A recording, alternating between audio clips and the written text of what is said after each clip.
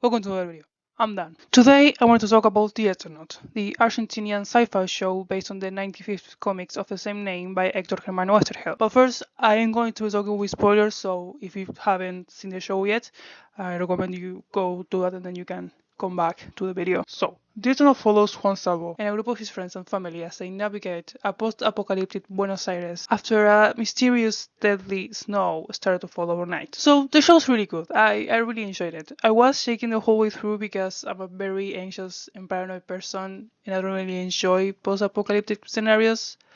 But it was good, regardless. It was really, really good. I've seen some people say that the start of the show is a bit slow, but I have to disagree with that because I think these people might be missing what the focal point of the story is, that being its characters. And I think this is a really strong point of the show. The story really takes the time to make you connect with the characters, to make you feel like you're going through this alongside them.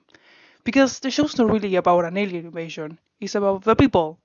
It's about how they deal with it, how they survive. And this is something that I think makes it very different from other apocalyptic shows or movies, because typically this type of stories tend to have a more individualistic approach, whereas the Eternaut is more about togetherness. I also think that this, as the show puts it, no one survives alone message is something that makes me feel very Argentinian, or even just Latin American, to be honest. And I mean it, I don't think this story would have been the same if it were to take place in another part of the world. Like, in all seriousness, I did saw at least one US American say that they found the character's eagerness to help others strange. And I also saw some people comment about the lack of guns in the show, or about the character's reluctance to use guns, which is truly something only that US America will say.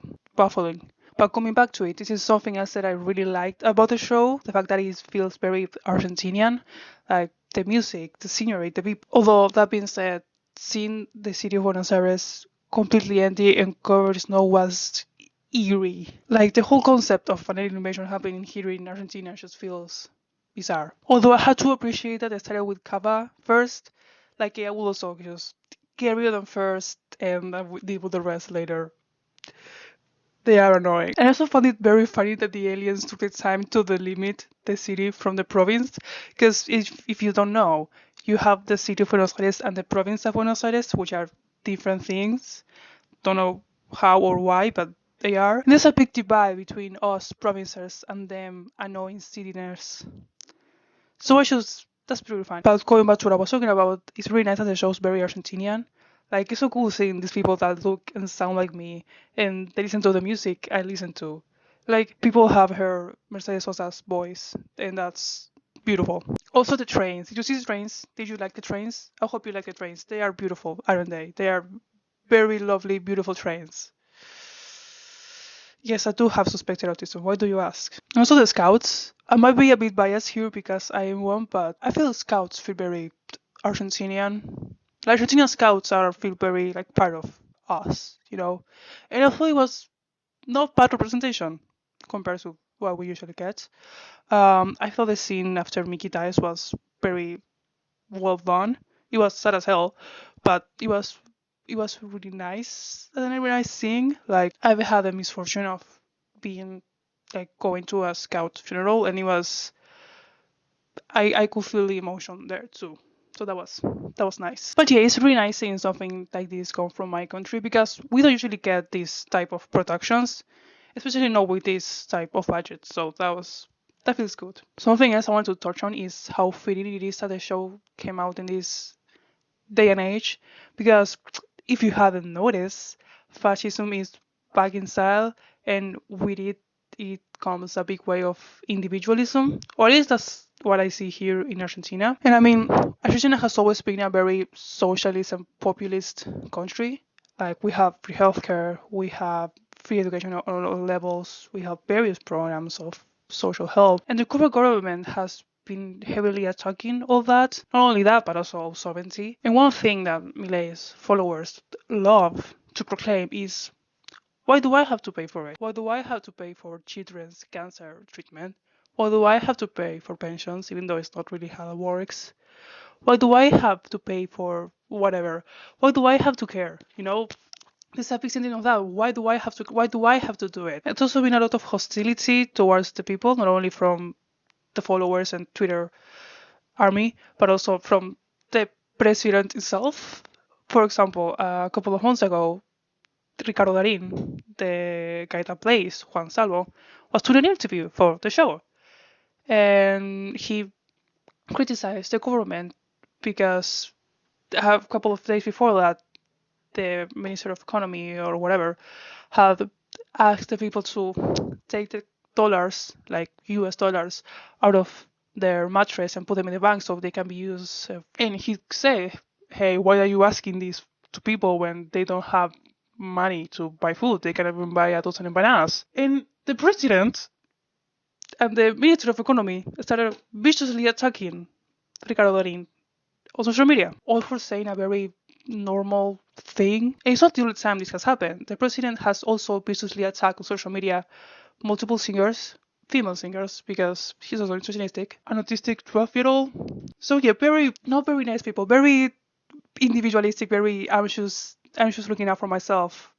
Fuck the rest, you know? So for this show that has a very pro-community and even nationalistic message to be released now, to be done right now in this political climate, and for it for not only be popular but also acclaimed, it's I think very good and it feels nice. And also Hector Oesterheld, the author of the Eternaut graphic novels, was a very politically active person. He would often incorporate in his work a lot of anti-capitalist, anti-imperialist and anti-colonialist messages. And even though this is some of his earlier work where that wasn't so prevalent yet, you can still see a lot of that in the show itself. And since we're talking about Oesterheld, I also wanted to mention a little bit of his story, or at least, unfortunately, the end of it. So as I mentioned, he was a very politically active person. He was a self-proclaimed communist and would often incorporate this into his stories, a lot of which were censored during the various dictatorships that affected Argentina during the mid-20th century. Around 1976, he joined the Farles guerrilla Montoneros alongside his four daughters. Shortly before, another dictatorship took power in the country. And on the 27th of April of 1977, he was kidnapped and later disappeared by said dictatorship. His four daughters, Marina, Estela, Diana, and Beatriz, alongside with three other partners, had also been previously kidnapped by the government. Two of them were pregnant at the time. To this day, only the body of Beatriz has been found. The rest are still missing. And so are his two grandchildren. And going back to my previous point, Javier Milei, again, the president of the country, is one of the unfortunately many people that deny this dictatorship ever happened. He's always claiming that it wasn't a dictatorship. It wasn't a genocide against the Argentinian people. It was just a war, an internal war. He also loves to claim that the number of estimated victims is inflated and it wasn't that many people that the government killed, because that makes it better, I suppose. I don't know. And also, the vice president is friends with a lot of the people that committed these heinous crimes and loves to pay them a visit at their jail cells because they are in jail, because they committed crimes against humanity. So yeah, the Eternaut has a lot more significance than it may seem at first glance. And with that, that's the end of the video. It finished in a bit of a dark note, I know, but unfortunately, that happens sometimes. If you haven't watched the show, I really recommend you do. It's really good. There's a second season coming, so that's exciting. And I hope you liked it. I hope you liked what I said. I hope you enjoyed the video. If you did, you can leave a comment, like, subscribe. You can also follow me on my social media. That's linked in the description. And yeah, I'll see you around again at some point. Who knows when. Bye.